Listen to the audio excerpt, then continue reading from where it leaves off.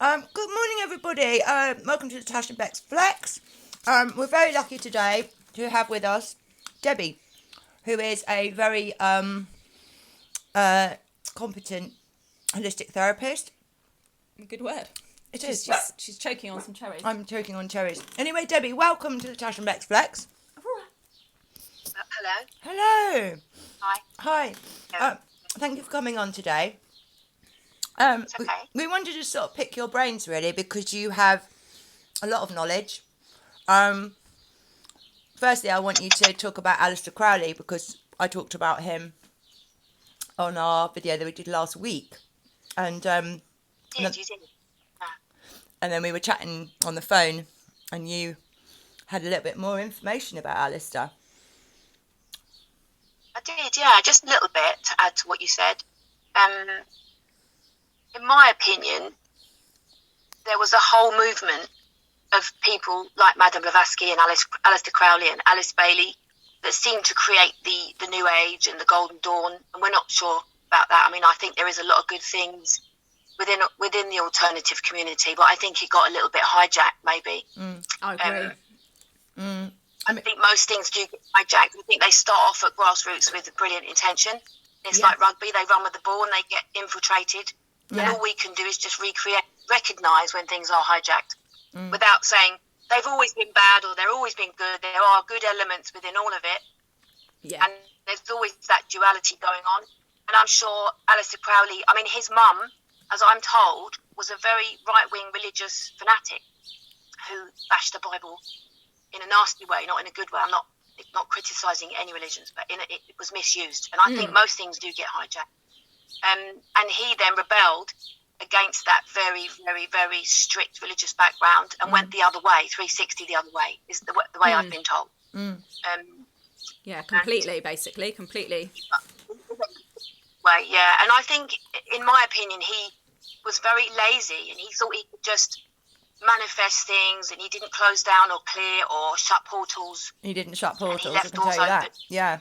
He was very, very messy, and that led to all manner of terrible things. I've actually, someone told me that even the Loch Ness Monster's linked to it because he lived up in Scotland by Loch Ness, and weirdly when he lived there, that's when all the Loch Ness stuff happened with Nessie, with all the so sightings he might have left and the portal stuff. open there. We don't know. I didn't know that. That's been talked about. Yeah, and he's extremely messy and he thought he could just control things and he was in charge, but he'd go out and leave. He'd start a ritual and then just pop off out for the day and come back, and he wasn't a very tidy occultist. So very dangerous in that and respect. I think very dangerous. He wasn't clear in what he was doing, and I think he might have got hijacked. I mean, people can be hijacked, if they're not clear and centered in themselves, and very self-aware. We had to check in with ourselves regularly, what we're doing if we're going to be working in any way like that. And I don't think he did. I think pretty much all of those people, I find them interesting in a way. If you read Alice Bailey's books, there are 11 books and they're very interesting books, and you get to the end and you think, hang on a sec, something's not right. But it takes you 11 books to realise that there's something a little bit hijacked there. Yeah, I've read a couple of hers. So a lot of the... Yeah. I haven't read all 11, but I've read and some Alice Bailey years ago. Huh? Sorry, Debs? But they're all part of... Sorry.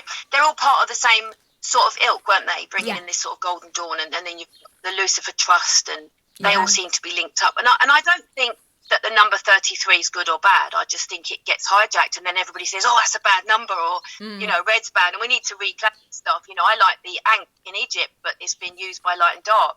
And I think this duality exists a lot. And it's really difficult to say that's all bad or that's all good. We have to look and use discernment to say whether something, and how much we resonate with it. It doesn't matter what the person's saying. You need to check in with ourselves and think, do I resonate with this, And it's how you use it, isn't it? And I've said this, haven't I, Tash, that we need to start taking these things back and using them in the right way because they've just been inverted. So, I mean, I've got 3 6s in my birth date. She's the devil sitting next to me. But when you look at numerology, 6 is the number of love. And 6 is a good number. Yeah. It's just been hijacked. And 3 6s is the number of the goddess. Yeah. Yeah, I had a teaching on sixes when I used to think they were just bad numbers. A guy taught me that it's actually a number of material, but it just doesn't mean that all material things are bad. But the worshipping of materialism is an issue, obviously, when you put it above everything else. And that's why they like the sixes, because they just represent materialism. It doesn't mean that material's all bad. If we keep it in its place, and we don't put it above everything else, then it's not a problem. It's always this kind of twisting, inverting of things, every colour, every number, every symbol, and then we tend to think we can't use that colour or symbol, but actually we're using it in the correct way, what the colour was meant for originally. Or even just using it without any attachment I really believe to it. I mean, we can use stuff, can't we, without an attachment to it, because we're attracted to it, or we're drawn to it, or whatever. Yeah. Yeah. And even we were saying the other day, weren't we, Tash, about the rainbow and how they've hijacked that for the woke, transgender community or whatever. But if you look at it, they've turned it upside down. So rather than the red being at the bottom and going up, which is your chakra system, they've turned it upside down so that the energy is running the wrong way. So we've got to use these things and turn them. I love rainbows. Right way. Like as symbology, I'd have a rainbow badge or jewellery. It doesn't. Yeah, I love it. I love stars. I love all of those symbols, and it's how it's basically being pushed, thrust down our throats, isn't it? This symbolism, being evil, being horrible, like with all these pop stars sort of just flaunting it all over these magazines, and it's just in our face.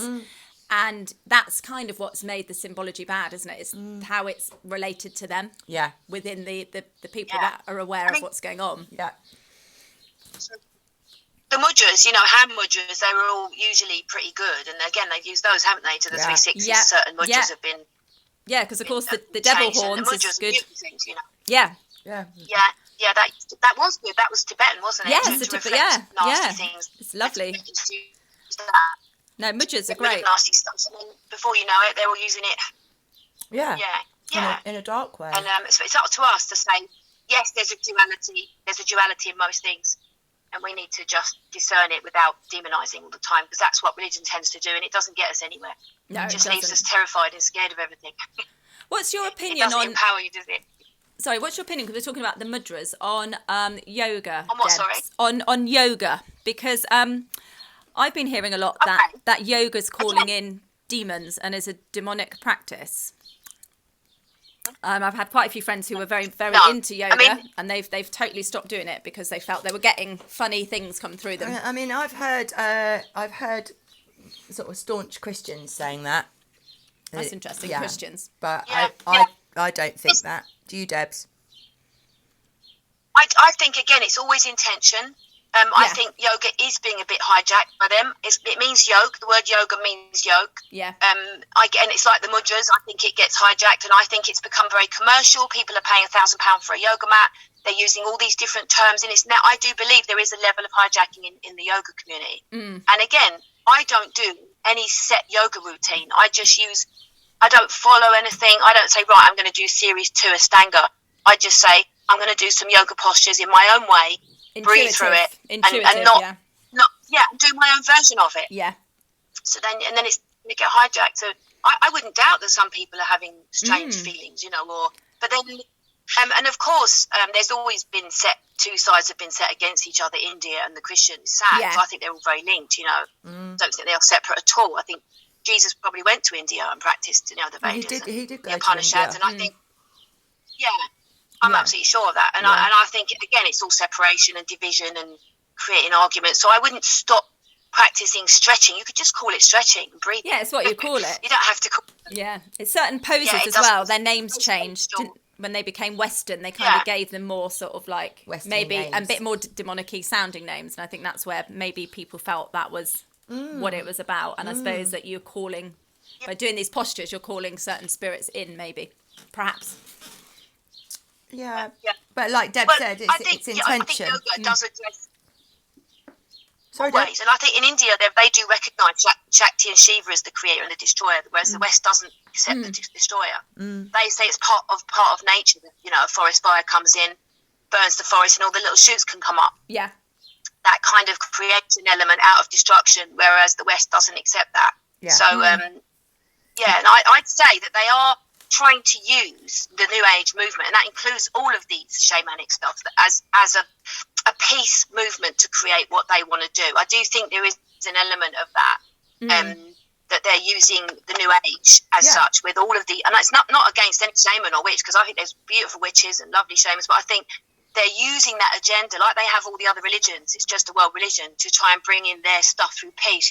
Well, guys, we're going to do these lovely meditations. And they probably will try and use that as a vehicle, because everything does get hijacked. That's what we need to recognise, Yeah, I mean, I've always said to you, haven't I, Tasha, I don't like the love and light movement. Oh, I hate that word. Yeah, I call it the love, light and fluff movement, because a lot of the people that I meet when I've gone to things, they don't really want to do the real work. They don't want to do the shadow work in themselves. The dark. Yeah, they don't. The dark work. Yeah, and I think it is it's got very hijacked and infiltrated, as everything has been, and therefore, protecting yourself before you do anything, any work, any meditation, and as you say, Deb's, doing it your own way with your own intention. That's the way forward. If you did yoga with, say you love Jesus is your ascended master, then you just put that in your mind as you're doing your stretching. You have to call it yoga. And you can use those beautiful postures, because they really have been tried and tested, and they do work. They so do good for your body. The body beautifully. Yeah. So good. And you can add your own little stretches in there. It doesn't have to be a routine. And you can put your being that you love so much, whether it be, and put that in your mind as you're doing the practice. Yeah, I always find I wouldn't give up on it. No, I wouldn't give up on it. I always just find it like, for me, because I don't meditate and things like that, I can't do things like that. But when I'm doing yoga, it's meditation and movement for me. It's a physical meditation. And a physical challenge, because I do extraordinary stuff. I don't do normal stuff. And then I try to push myself. And that's the only time I don't think. I only think about what it is I'm trying to do. So it's a physical meditation. It brings you into the present. It does bring you into it brings you into the present, doesn't it? Yeah. Into that moment. And if that's what makes you happy and it helps you to connect to source, and you feel good about that, then it's good for you, isn't it? It is, because I can't ground myself. I think people are a bit external. Yeah, I think people are a bit external, looking for something external, and it doesn't work. It has to become an internal practice and process. Yeah. And you can use anything and take the good from it and chuck out anything you don't resonate with. You don't have to take the whole thing on, Exactly. No, that's very, very true. I always find that yoga puts me back in my body. When you were saying about grounding yourself, it puts me back in my body. I don't like grounding poses, though. I'm always upside down and doing weird stuff. Yeah, you are. I can't ground myself. I'm not a grounded person. I don't like standing on the ground. I'm going to get you those earthing shoes. Try those. Yeah, and get some earthing. Like, I can't walk on grass at all. It makes me, it gives me the heebie-jeebies, and it makes me feel sick. I hate not having, I just can't stand on grass or sit on it. Hate it. And it's so important to ground yourself. Not that way. I'd rub a tree, hug a tree. Hug a tree, I'd hug a tree, touch a tree, and I'd do stuff like that. I just don't like it on my feet. I don't like what's underneath it. I don't know what's underneath it, but I get a feeling that whatever's underneath it, I don't like. Bugs. No, deeper than that. Wow, that's interesting. Okay. No, deeper. There's something. I don't know. There's something under there that I do not like, and I don't want it touching my feet. That's interesting. But I don't know what it is. Need to be careful. We do need to be careful when people sort of walk around barefoot on concrete. There's massive, great cables under there, electric cables, and we're hooking up to all the electrics. If we're not careful and vigilant where we walk, on a beach is fine, or but a field hasn't got a bloody great mast there, a telephone mast. So I've actually made that mistake. I used some earthing shoes, and I walked across where there was a telephone. I actually felt dizzy, I thought, what have I done? And I realised there were massive great cables under.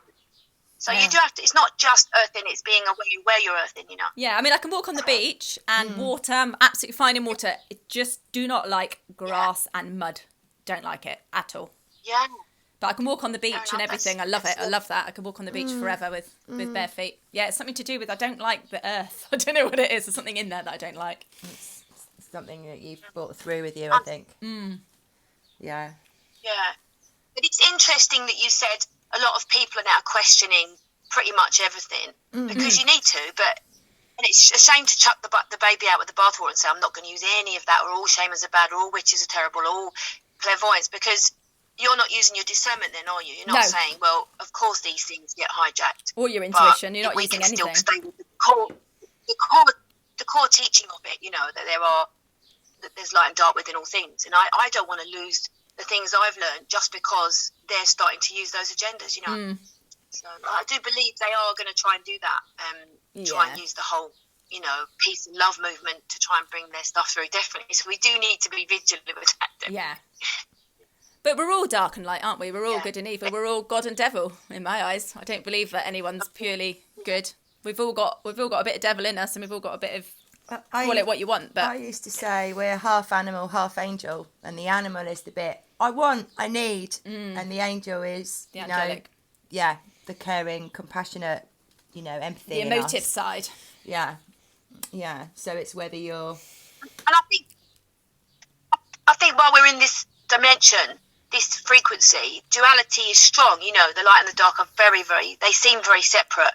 But as we go up in frequency, the dark transmutes into light, and it becomes less extreme opposites. I think while we're here, it does seem that way. As we go up in frequency, there's less of that extreme duality playing out. The hate, man, woman, night and day. It's not necessary. It will start to become two sides of the same coin. That's what you say, Rebecca, when you do your journeying. Sometimes that when you go to places, there isn't so much male, female, light, dark. It becomes less like an organic sort of And there's no I. It's we. Yeah, everything's plural. Yeah. There's no Collective. separation. So it's There's like no a collective. separation. Yes. Everything's connected. Really. So there is no separation when you start to, go into vibrate those, on a higher frequency. Yeah. Fully.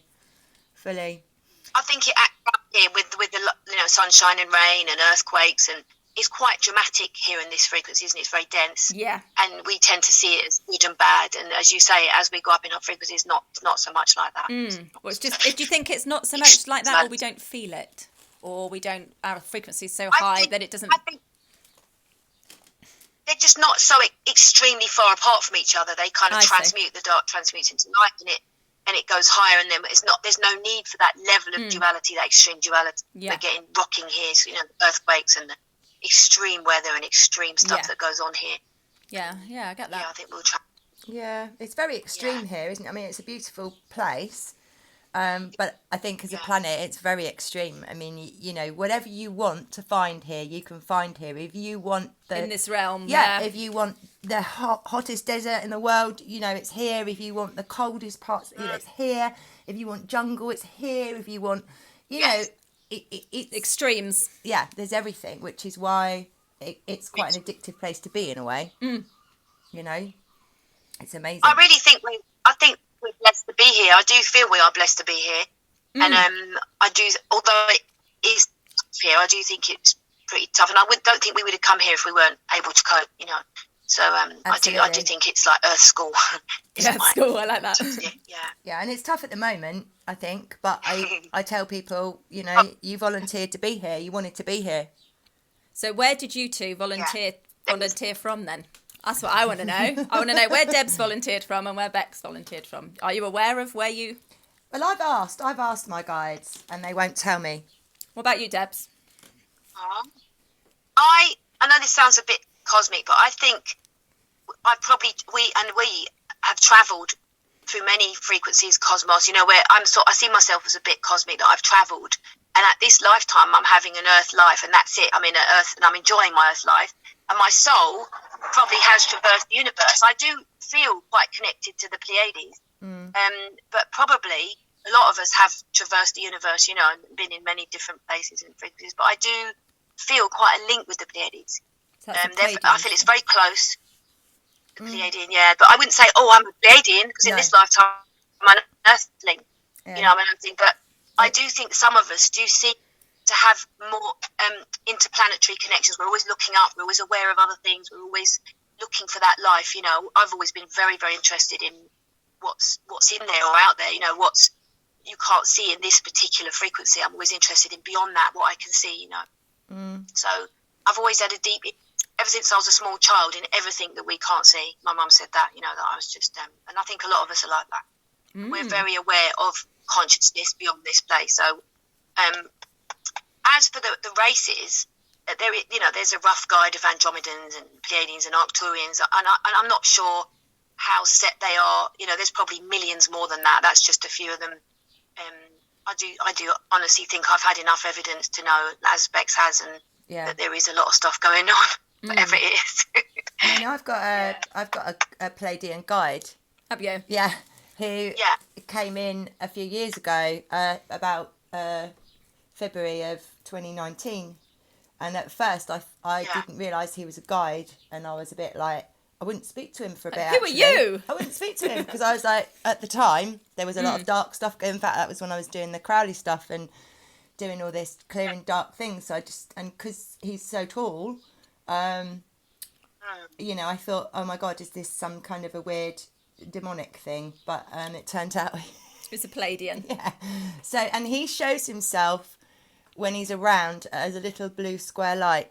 What, in your journeying? No, in real life. Yeah, my boyfriend's seen him. Oh, so? Yeah, and saw him when I was there, and then I went to the loo, and he showed himself again, which freaked him right out. So was it like a light? Yeah, a little square light. Just a square, like, is it like a cuboid or a flat square? So it's like a flat square. So but flat. It's like it sparks. Okay. Like, he sparks like that. So I've had sort of contact through him for a few years now. So I'm aware that there's a lot around, and they've been around for a while, but this is the thing I feel we're getting close to reveal in a way these days. And can I just add to that, Bex? Yeah. I think what we were discussing earlier about the duality, I think there is that within the UFO area as well. I think there are beautiful beings and plasma ships and light beings, and I think that these lot that we're dealing with at the moment are going to try and use that as well. They're going to hijack that a little bit. Yeah. So a lot. They're going to try and create their version of it, you know, and they're going to bring in their controlling elements through, oh, look, they've come to save us, or who knows what they could come up with, you know. So we need to be vigilant again in that, just because we love the concept of beings. I do. I've always been interested in, as I said, in beings, but I think we do need to be careful that they don't think, you know, they're waiting for all these beings to come and we can hijack that, you know. I've thought that all along, that they might do that. And they're not all good either. They're not all good, all the different species. There's not such So good what are the ones horrible as well. ones? The Greys? Anunnaki. The Anunnaki. They're the ones The with Greys. the big foreheads. The Anunnaki, I believe, I don't know about what you feel, Debs, but they walk amongst us. They look like humans, but when you look into their eyes, they have no soul. And they're incredibly psychic, so they know who we are. Yeah. So they don't need to talk with each other. They'll just, if they meet they meet another, you, they can just read you. Yeah, read you completely. So they have that, but they can't create. So we're the creators, the humans. So they create through us, through manipulation. They create through us, but they walk amongst us. They're not nice. I don't like Greys. Have you ever met any then in this realm? I think so. Yeah. Yeah, I mean, I haven't gone, are you an Anunnaki? I've just thought, oh, your vibe, just, and I want So you can feel it? Yes, you can feel it. What about you, Debs? You're describing. Oh, hang on. You're describing sort of bloodlines. I mean, there's like a. Oh, sorry. That's right. No, you just clicked off. Put you back in now. Okay. You're sort of describing like there's a spectrum of a person. How much reptilian brain do they have? How much are they? I mean, we've all got a small amount of, reptilian. The ancient brain at the back. We've got this nice brain at the front, which counteracts that, and most of us can override that reptilian brain. And I think some people just have a lot more, and they come from different bloodlines, and it's more of a percentage of reptilian. So that I'm told that there are shifters, and I think that could be true, shapeshifters, and who knows what we're dealing with. It's all a bit scary, but I think they've been around for thousands of years. Different tribes, even the native Indians have called them different things, you know. They've all got the Naga in India. Are very aware 4,000 years ago of these beings, you know. And I don't think they're all bad. I don't think it's good to say, you know, all lizards are evil and all blonde people from the Pleiades are good, because that can't, you know, there's definitely some dodgy Pleiadians. And there's some maybe there's some good reptilians. You know, there must be one species that want to help, but I wouldn't say go and make friends with them. No. But we need to keep that in mind, that just because someone's told us they're all bad and they're all good, again, it's very hijacked, isn't it? Yeah, there's no blanketing. You've got to go on your intuition when you meet a being, whether it's in this realm or whether it's on a journey or a meditation. I'll go with my instinct.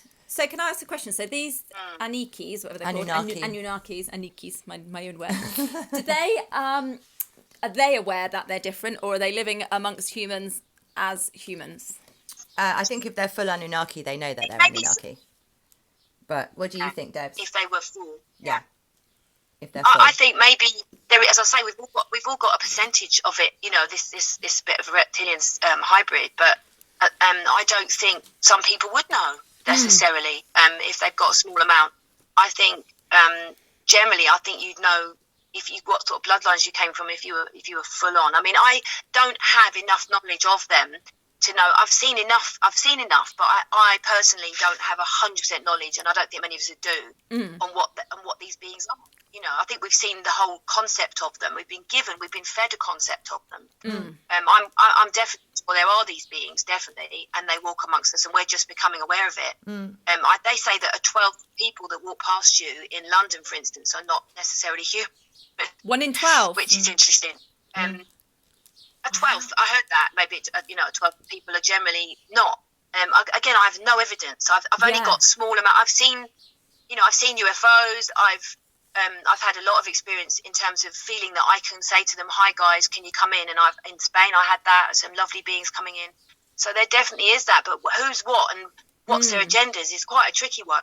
You know? And like you said, if we've been fed a narrative, it's likely going to be warped. So is it safe to say that sort of these bloodline families are of different origin? Certainly, these 13 families that are ruling this realm at the moment. They're not nice. No, I think they've got high reptilian brains, Anunnaki. So that means they're potentially narcissists, psychopaths, sociopaths, and they have these personality traits because their brain is made up differently to ours. Yeah. Yes.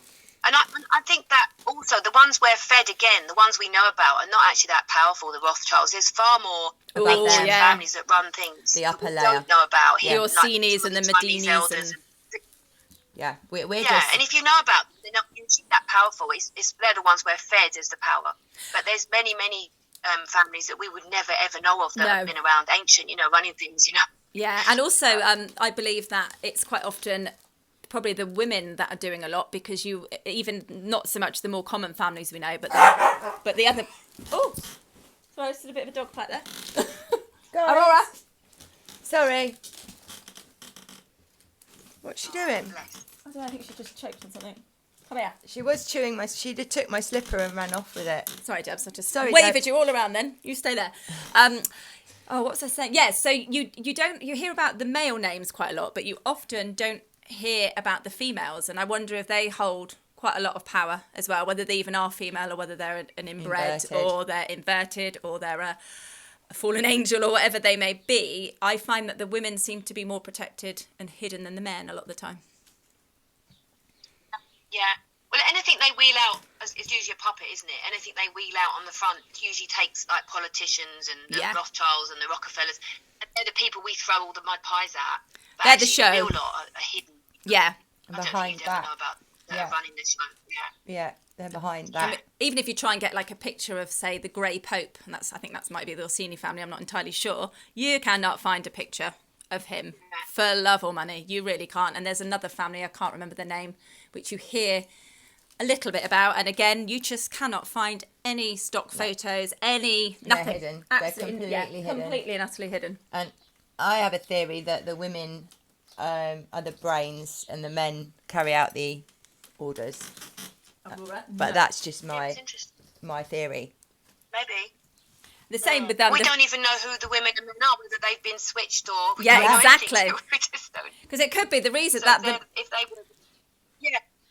So, we could be thinking if they were the guys, they would be running... Yeah, they'd be running it anyways. And they'd be hidden thinking... With us thinking they're females. It's very clever, isn't it? Simple, but clever. They see, they can't work in the light. So if we shone a big torch on them, they have to work through layers and layers of deception to hide. Because if they were to have the photonic light on them, we'd all see what they're... And as soon as we see what they're up to, they have to change their shape and change their game again, So they have to reinvent themselves.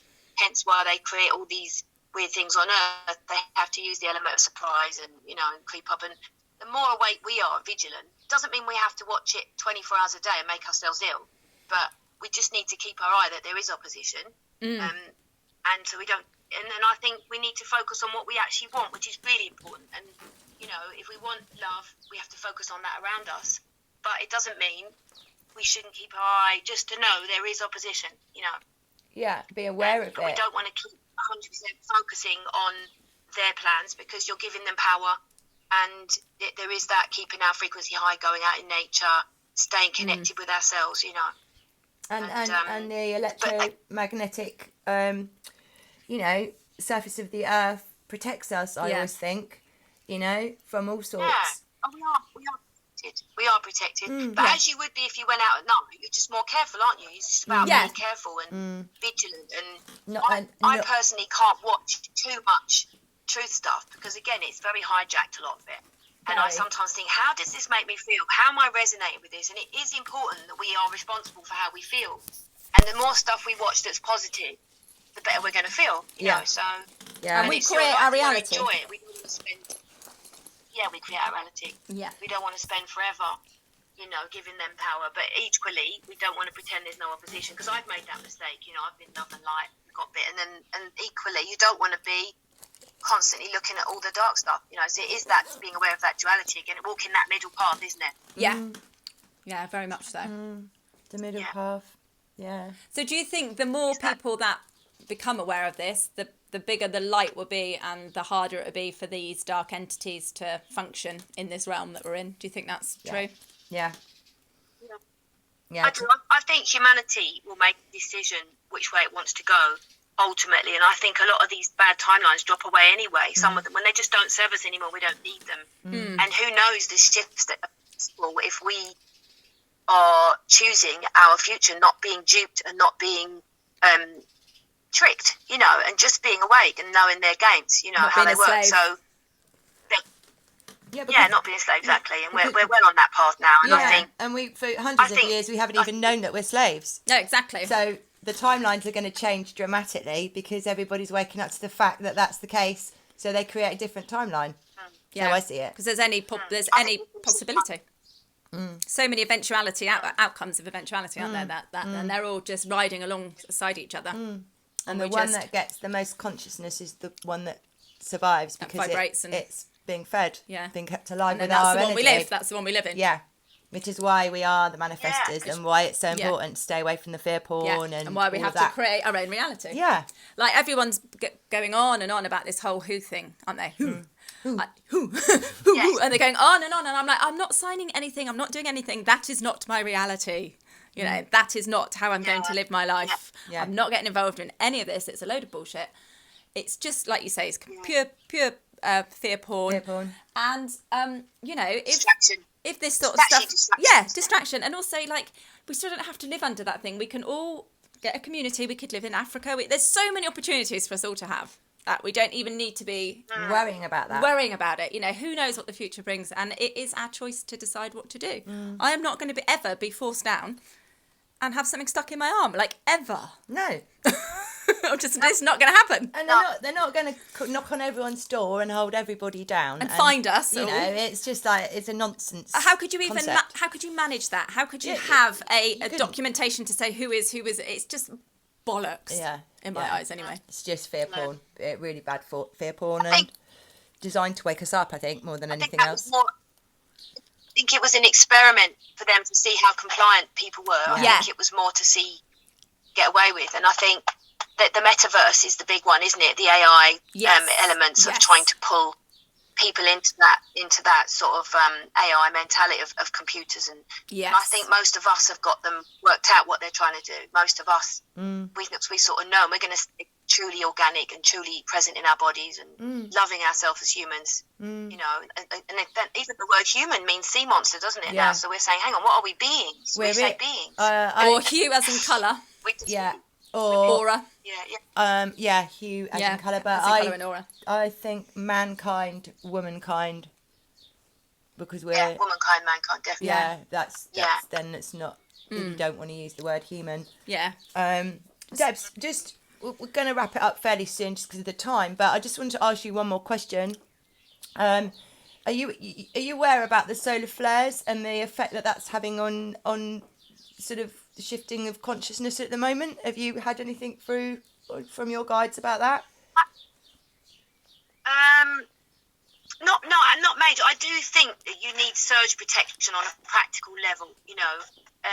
Things are always shifting. And I do think we could be going through a big galactic shift, and I think probably we are. But it's much more than just solar flares or just it's huge, and I do think we are.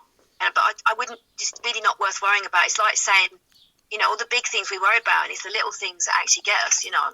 I'm not worried about it. You think it's a positive thing? I think it's a good thing. Particularly. Yeah, I'm not worried. Not you particularly. I don't think they're going to be these vast things. I think they've been modified already. They'll be softened. I think they're more. Yeah, I agree with you. It's going on in the background. Yeah, Certainly. But I've just been getting the light codes in these solar flares are opening up people's third eye, and there's lots of good shifting going to go on as a result of these solar flares. So that's what I've been getting recently.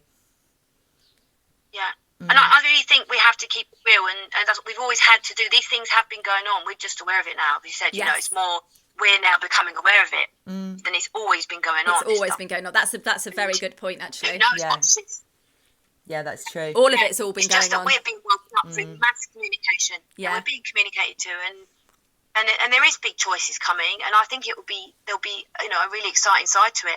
I think it's feel some really nice energy. It's an exciting time to be alive, without a shadow of a doubt. Yeah. I think the past was worse when we were coming up to it. I felt doomed, like, wow, what's that? Yes. Now I actually feel like it's broken through. It's actually quite good. It was like trepidation at first. As what we're dealing with. Yeah. I actually feel some really nice energies, some really good things. As much as we're having to do with the mayhem of it all breaking away, the old shifting away, what doesn't serve us anymore. We just need to stay, with a loving heart, open mind, peaceful. That's the only way, isn't it? Yeah. That's the one. That is the one. Interesting stuff. I love it.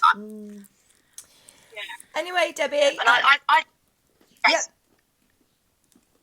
What are you going to say? Hang on, she's gone again. Oh, no, don't worry.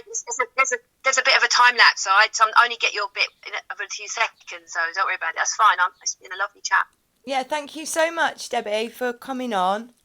You're an absolute wealth of knowledge. I love it. Yeah, and you know lots about the inversions as well, but we'd have to chat about that on another time. I was thinking, what's your sort of opinion on like living in an actor-based reality? So that there's multiple... What, sorry? An actor-based reality. So there's basically actors playing various different roles in this realm that we live in at the moment. Do you have any sort of opinion on that? It's a possibility that there are more background people that are less... there has to be that. Different layers of people playing their role. Because they anchor us, don't they? The people are doing more aware work. We need those sort of people just pottering around, just doing the ordinary stuff to anchor us. We can't all be doing it. We can't all be going through this. It would be mayhem, So I think there are background people, definitely, that seem to be not playing a huge part in this, like background actors, definitely. It does seem to be that going on, doesn't it? Because in every family, there seems to be one person who's just wide awake, and they're saying, what's going on? No one's awake. So there is that playing out, isn't there? This sort of starseed thing, where some people seem to be doing a lot more of the work and others are just going about their business, Yeah, it's interesting. If nothing's happening, it is a bit... There does seem to be that non-player mentality. Yeah, some people are just... I don't think we're here to wake them up. We're just here to accept what part they're playing and just support them. And just support everything that's going on rather than trying to change or force because I think that actually pushes people it's more of an indoctrination. I think people will come to it or they won't, I agree. I think there's some people that you're never going to... as well. Yeah. Excellent. We have to accept that. And we just do our best. Yeah, we just do our best to support them. Yeah. All right, Debs. Well, look, thank you so much for coming on today. Bring you a little bit closer to us. And we'll bring you a little bit closer. Debs. Let's say goodbye. Give everyone a wave. Thank you, Debs. See you soon. Bye. Bye.